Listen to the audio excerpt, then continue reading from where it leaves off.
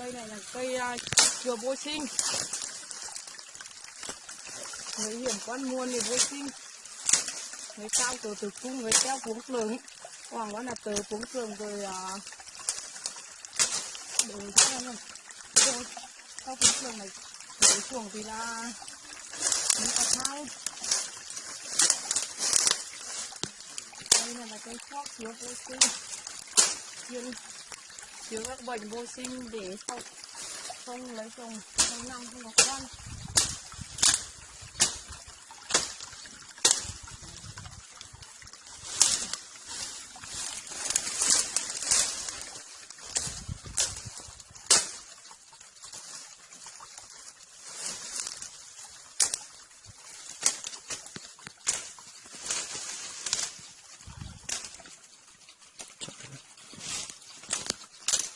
Tiếng địa phương.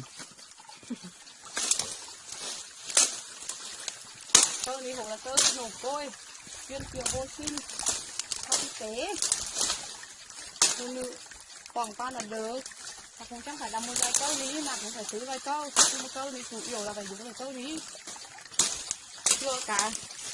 Chưa cả tiếng ngoái câu lùng rồi tùy tứ loại một câu rồi thì cả những nguồn phun lắm ngoài ạ, còn trong này là 12 loại.